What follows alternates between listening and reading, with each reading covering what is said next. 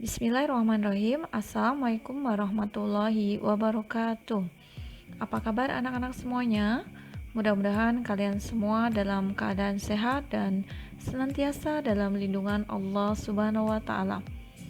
Baiklah, pada kesempatan hari ini Miss akan menyampaikan pembelajaran IPA untuk kelas 7A, 7B dan 7C.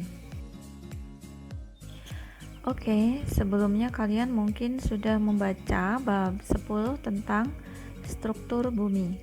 Nah, di sini Miss akan menyampaikan lebih lanjut tentang bab ini. Baiklah, sebelum mulai belajar, Miss akan menyampaikan tentang tujuan pembelajaran. Tujuan pembelajaran yang pertama yaitu menjelaskan pengaruh proses-proses yang terjadi di lapisan litosfer. 2. Menjelaskan pengaruh proses-proses yang terjadi di lapisan atmosfer. 3. Menjelaskan proses pelapukan di lapisan bumi yang berkaitan dengan masalah lingkungan. Dan yang keempat, menjelaskan jenis-jenis batuan pembentuk kerak bumi. 5. Menjelaskan proses terjadinya gempa bumi dan tsunami. 6. Menjelaskan tentang bentuk dasar laut. 7. Menjelaskan tentang cuaca, dan yang terakhir menjelaskan tentang proses-proses yang dapat mengubah lingkungan. Coba kalian buka buku paket IPA halaman 329, bagian A tentang lapisan litosfer. Nah, mungkin di buku kalian tidak ada gambar tentang lapisan litosfer ini. Coba kalian lihat slide. Di gambar itu terlihat gambar lapisan litosfer. Nah, lapisan litosfer sendiri adalah salah satu nama lapisan yang menyelubungi bumi. Apa itu litosfer? Nah, secara etimologi, litosfer berasal dari kata litos yang berarti batu dan sfer yang berarti bulatan. Jadi, litosfer berarti lapisan batuan yang membentuk kulit bumi. Di lapisan inilah manusia tinggal. Nah, untuk membahas lebih jauh tentang litosfer, maka kita harus tahu tentang apa itu bentang alam. Bentang alam adalah bentuk permukaan bumi di suatu wilayah yang meliputi gunung, bukit, dataran tinggi, dan dataran rendah. B. Bentuk permukaan bumi. Berdasarkan ketinggian dan kemiringannya, bentuk permukaan daratan bermacam-macam. Di antaranya, 1. Dataran rendah. Dataran rendah adalah daratan yang melandai hampir rata dengan sedikit kemiringan, terletak pada ketinggian kurang dari 200 meter di atas permukaan air laut. 2. Dataran tinggi. Dataran tinggi adalah daratan yang melandai atau daerah datar yang terletak di gunung-gunung atau pegunungan. 3. Lembah. Lembah adalah dataran yang memanjang sepanjang sungai dan berada di antara gunung-gunung. 4. Cekungan. Cekungan adalah bentuk muka bumi yang lebih rendah daripada daerah sekeliling. Dan yang kelima adalah bukit. Bukit adalah muka bumi yang memiliki puncak dan kemiringan sampai jarak 500 meter dari tempat sekelilingnya. Dan yang keenam yaitu gunung. Gunung merupakan bukit yang ketinggiannya mencapai lebih dari 1000 meter. C. Bentuk dasar laut. Struktur dasar laut juga memiliki daratan. Dasar laut memiliki bentang alam berupa paparan, lereng benua, cekungan, palung, dan ambang laut. D. Bahan pembentuk kerak bumi. Ada 3 jenis batuan pembentuk kerak bumi. Yang pertama yaitu batuan beku. Batuan beku terbentuk ketika magma cair dan pijar yang berasal dari dalam bumi akan keluar. Ketika magma akan keluar melalui lubang gunung berapi sebagai lava, magma itu akan memadat membentuk batuan karena mendingin dengan cepat. 2. Batuan metamorfik. Metamorfik berarti perubahan bentuk. Batuan metamorfik artinya batuan yang terbentuk karena proses fisis, yaitu panas, tekanan, dan waktu. Bahan utama batuan ini berupa mineral-mineral, dan contoh batuan metamorfik adalah batu pualam. 3. Batuan endapan atau sedimen. Batuan sedimen atau batuan endapan terbentuk karena perombakan batuan lain atau karena proses kimia. Selanjutnya, bagian E yaitu gunung berapi. Pengertian dari gunung berapi adalah suatu sistem saluran magma dari kedalaman sekitar 10 km di bawah permukaan bumi sampai ke permukaan bumi. 1. Klasifikasi gunung berapi di Indonesia. Berdasarkan catatan sejarah erupsi, kalangan vulkanologi Indonesia mengelompokkan gunung berapi ke dalam 3 tipe, yaitu sebagai berikut. 1. Gunung berapi tipe A.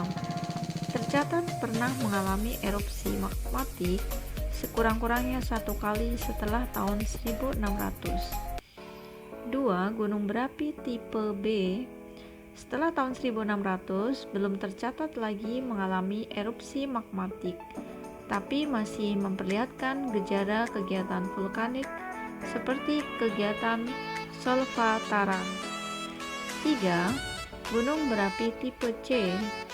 Gunung berapi tipe C, secara erupsinya tidak diketahui dalam catatan manusia, tetapi masih terdapat tanda-tanda kegiatan masa lampau berupa lapangan solfatara atau fumarola pada tingkat lemah. Berdasarkan sumber erupsinya, gunung berapi diklasifikasikan menjadi 4. 1. Erupsi pusat, 2. Erupsi samping, 3. Erupsi celah, dan 4. Erupsi eksentrik. 2. Bahaya gunung berapi. Letusan gunung berapi dapat menjadi bencana bagi kehidupan manusia. Bahaya letusan gunung berapi dapat berpengaruh secara langsung maupun tidak langsung. Bahaya langsung akibat letusan gunung berapi yaitu 1. Lelehan lava. Lelehan lava merupakan cairan lava yang pekat dan panas yang dapat merusak segala sesuatu yang dilalui. 2. Awan panas. Awan panas terjadi akibat runtuhan tiang asap erupsi Plinian. 3. Lahar letusan. Lahar letusan terjadi pada gunung berapi yang mempunyai danau kawah. 4. Gas vulkanik beracun. Umumnya muncul pada gunung berapi. Selanjutnya adalah bahaya tidak langsung yang terjadi setelah atau saat gunung berapi aktif. Yang pertama yaitu lahar hujan, kemudian banjir bandang, dan juga longsoran vulkanik. 3. Penanggulangan bencana gunung berapi. Penanggulangan bencana letusan gunung berapi dibagi menjadi 3 bagian, yaitu sebelum terjadi letusan, selama terjadi letusan, dan setelah terjadi letusan. Langkah-langkah yang dilakukan sebelum terjadi letusan. Yang pertama, pemantauan dan pengamatan kegiatan pada semua gunung berapi aktif. Kemudian, pembuatan peta zona resiko bahaya. Selanjutnya, melaksanakan prosedur tetap penanggulangan bencana, melakukan bimbingan dan pemberian informasi gunung berapi, dan melakukan peningkatan sumber daya manusia. Kemudian, selama terjadi letusan. Selama terjadi letusan, langkah-langkah yang harus kita lakukan adalah 1. Mengikuti perintah pengungsian yang dikeluarkan pihak berwenang. Kemudian juga menghindari melintas searah dengan arah angin. 3. Mengikuti SOP ketika terjebak di dalam ruangan dan di luar ruangan. Kemudian yang keempat, menghindari daerah bahaya. Dan yang kelima, Dengarkan berita mengenai situasi terakhir bahaya letusan gunung berapi. Langkah-langkah yang harus kita lakukan setelah terjadi letusan gunung berapi diantaranya: 1. Mengidentifikasi daerah yang terancam bahaya. 2. Memberikan saran penanggulangan bencana. 3. Memberikan penataan kawasan jangka pendek dan jangka panjang. 4. Memperbaiki fasilitas pemantauan yang rusak. Dan yang kelima, melanjutkan pemantauan rutin. 4. Tingkat isyarat gunung berapi. Untuk keperluan penanggulangan bahaya gunung berapi, para ahli telah menyusun tingkat isyarat bahaya gunung berapi seperti sebagai berikut. Yang pertama yaitu awas. Status awas bermakna menandakan gunung berapi yang segera atau sedang meletus atau ada keadaan kritis yang menimbulkan bencana. Kemudian letusan pembukaan dimulai dengan abu dan asap, dan letusan berpeluang terjadi dalam waktu 24 jam. Adapun tindakan yang harus kita lakukan yaitu wilayah yang terancam bahaya direkomendasikan untuk dikosongkan. Kemudian koordinasi dilakukan secara rutin dan piket penuh. Status siaga. Status siaga bermakna menandakan gunung berapi yang akan meletus atau menimbulkan bencana. Peningkatan intensif kegiatan seismik. Jika kecenderungan peningkatan berlanjut, letusan dapat terjadi dalam waktu 2 minggu. Adapun tindakan yang dapat kita lakukan diantaranya sosialisasi di wilayah terancam, penyiapan sarana darurat, koordinasi harian, dan piket penuh. Yang ketiga yaitu status waspada.